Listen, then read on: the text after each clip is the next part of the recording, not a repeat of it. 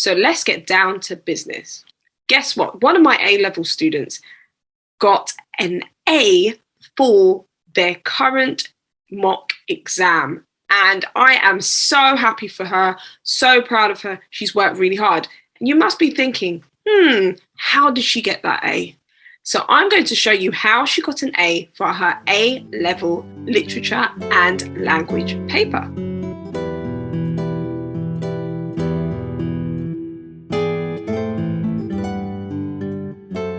So I'm so excited. A lot of my students at the moment are getting some fantastic grades, really high grades for their essays. And one of my students got an A for her A-level English literature and language exam. So I'm so excited. She just finished her mocks and she will be doing her final exams in June. So how did she do that? So we did go through some key ingredients that really worked.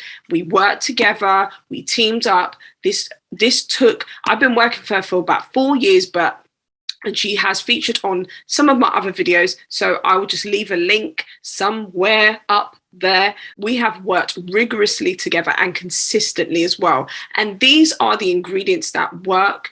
And so if your teenager wants to get an A for their essay in their English exam. So number one is understanding the assessment criteria. And a lot of students do not even know what that means.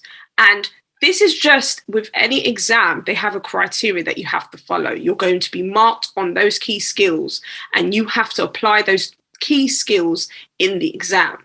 So we carefully analysed.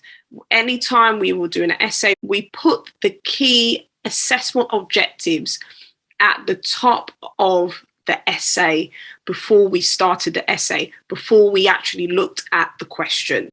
And with those assessment objectives, when they have completed their essay, they can go through their essay, they can highlight the assessment objectives that they have used. This is going towards my step or point 2, is identifying their strengths and weaknesses. So once they have highlighted the assessment objectives in their essay that they've written, they can actually see, okay, which assessment objectives they're using really well and which ones they need to work on, and they need to jot that down. So then the next time they do their next essay on that same topic, they will be able to identify their strengths and weaknesses and develop their weaker points. And number 3, obviously it's important to look at, obviously, the exam question, understand it, but we also have to look at model answers.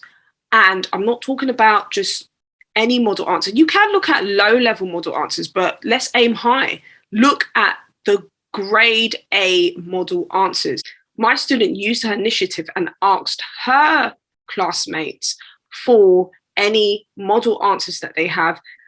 If they got a high graded essay and they achieved an A in their essay, don't be afraid to ask them for a copy. So that's what I would really highly recommend. And if they're working with a tutor, usually I can easily get model answers. Teachers can get model answers. You can ask your teacher. So your teenager can ask their teacher for model answers as well. It's very easy to access if you are struggling to get one.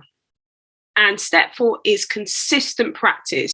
It doesn't need to be every day. If your teenager can just jot it somewhere on their timetable, I'm going to do my writing practice for English once a week. It could even be once a week, okay, for like an hour, for like an hour and a half. If it's 90 minutes, they can practice their writing practice. So those were some of the main steps that we used when we were working towards my student getting an A for her English A-level mock exam. And if you do those steps consistently, your teenager will get an A.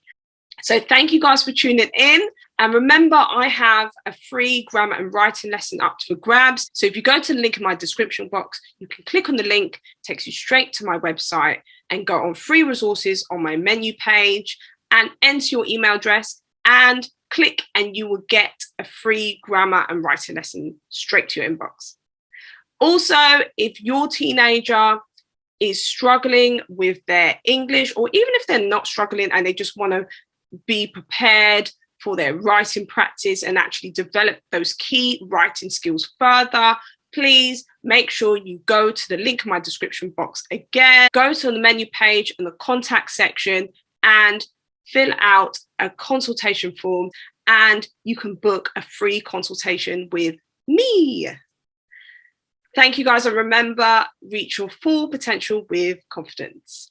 Like, comment and subscribe, and have a lovely week. Take care.